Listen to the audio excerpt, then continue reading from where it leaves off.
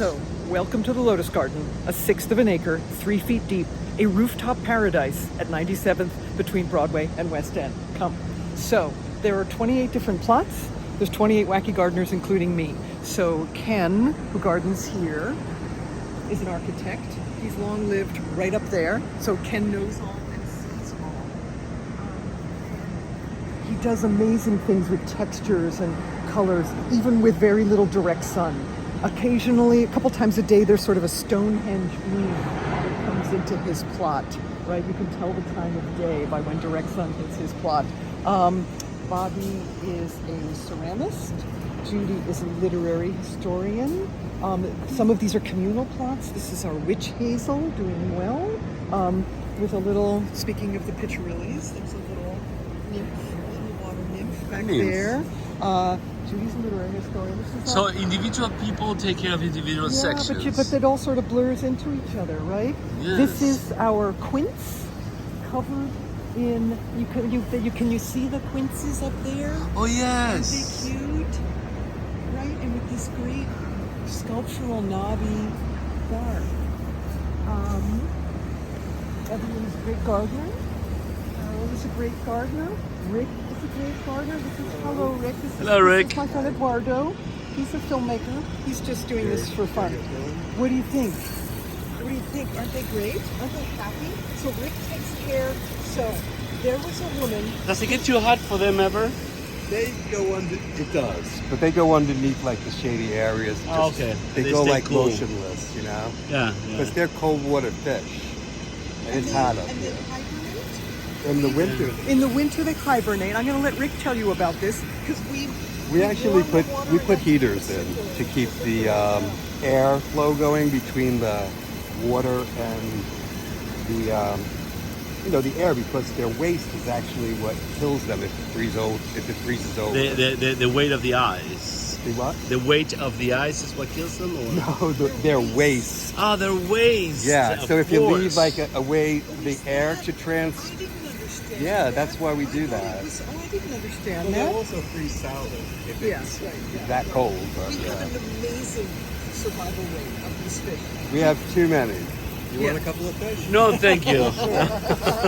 Take it back to Virginia. So we had a woman who was gardening here, and she was a terrible human being, and I'd like that on the record. Okay. She was a terrible human being. She took terrible care of this plant. She lived in an unnamed large city in the south. We basically gathered our forces to throw her out, and on her way out, she took every plant she could from this plot and the topsoil. She took the stones around What did it do the with it? rim. She brought them to wherever she was moving. She had her son come in these big like Tupperware bins. She took the topsoil to this unnamed southern city for no particular reason except that she It's was a jerk. garden thief. Yes. So Rick. We actually saged the garden Yes. before I planted. Planted anything. We This was just one big dirt patch.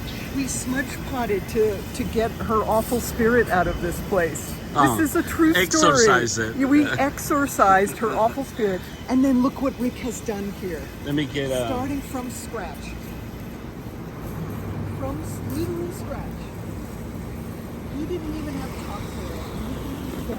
That's a new tree back there. The redbud is like 2 years old now. Last year. It's 1 year old, that redbud. You have redbuds in the south, right? Yes, I have a bunch of those in my house. Right, those dripping They- flowers. yeah, and it's gonna be early, beautiful. early That's gonna grow spring. perfect there. Isn't that cute?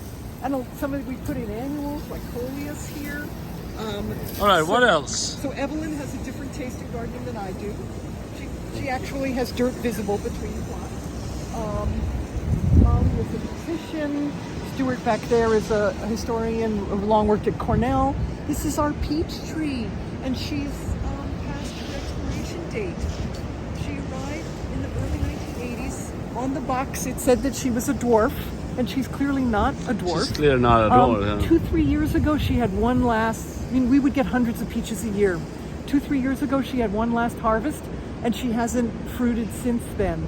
So she's on her last legs, but she's so sculptural. We love her. We had a shaman come to extend her lifespan, and the shaman scarified her Do you see the shaman did a ritual scarification there? Uh-huh. You see Yes. those lines? And then the shaman tied a crystal to her that you can see from the other side Yes. with a little green band, and that extended her lifespan, we think. Rebecca is a judge.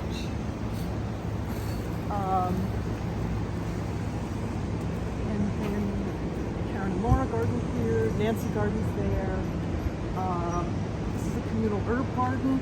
Adorable kindergartners from a public school near here gave us all those milkweed seedlings because they wanted to help the butterflies on their journeys. Communal herb garden. And then my plot starts here. Oh, one other thing. This is yours. Yeah. So one thing I forgot. This is a plant we call the Donald because it's bright gold and it's very obviously implants. Yes. So this is my plot, and I have masses of lilies. You're seeing some more lilies coming in.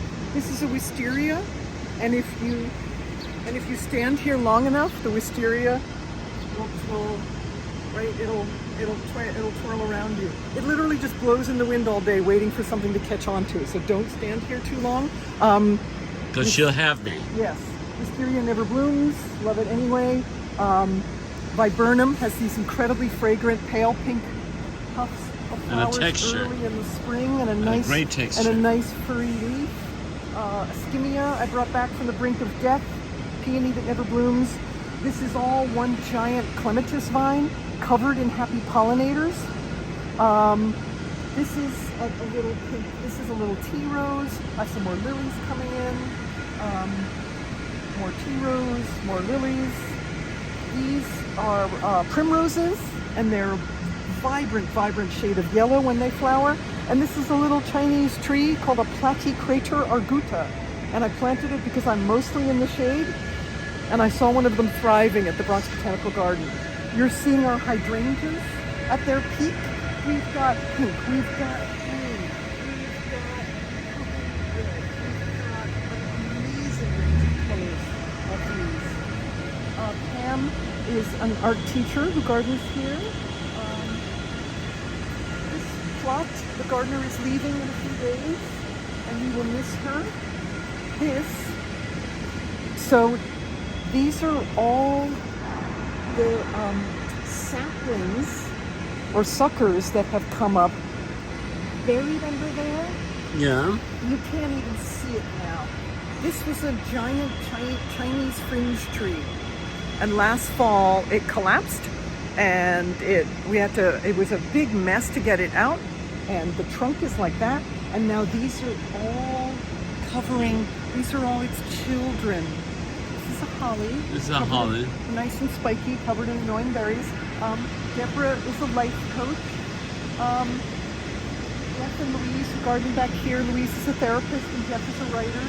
That's Jamie's plot. That's So, the and you white have plot. a website, right? We do have a website. And this plot here, Rick, who we just interviewed by the fish, is a retired art teacher. And Maurice, who gardens here, is a rabbi. And he has a totally different taste in plants than I do. He loves verticals because they reach towards the heavens. He's a rabbi. Yeah. Look, he's got sunflowers coming in. And just conveniently so I'm co-president of the board here, and that's my co-president. Oh, He's excellent. it's excellent. Okay, we're gonna meet Jeff now. Oh, come see our shed. Yes. Compost. We have compost experts who volunteer. They're amazing. This is the fresh compost. This is Jeff. Hello, This do you is my mind? friend Eduardo. He's a filmmaker. Oh, welcome. Well, yeah, I'm impressed with all this. This is fabulous. I was just explaining about the compost that so at Open House New York. No, when did Steve just show up out of the blue? I can't remember. Suddenly he was there and he knew all about compost and he wanted to work, and it's been a godsend because he just kind of, we had people who were doing the work before, but nobody quite knew how to deal with compost the way Steve did. So He works for Central Park, or he's just a volunteer for Central Park? Yeah. And there's a temperature control thing and everything, right? Look at that gorgeous compost coming in. clippings ready to do that with enough expertise and the right Yeah, temperature they know what and to moisture do, control. yeah. And Oh, those I'm are the sorry. highlights. Hey Jeff, you want to give a tour of your plot, or are you in the middle of something? We're going to change the pumps. Oh, you want to go watch them change the pumps? That's kind of Yes. cool. Yeah. No, we don't. Nothing is pretty about But tell me gardening. more, so I can close this one. Tell me more about the website and the name of this place and how So- can people... So it's thelotusgarden.org. We charge $20 a year for a key. You can become a key holder. With a key, you can come here from dawn to dusk from April to November. And we're open to the public on Sundays from April to November from 1 to 4. There's a gardener on duty welcoming people. Wonderful. Well, thank you. Thank you.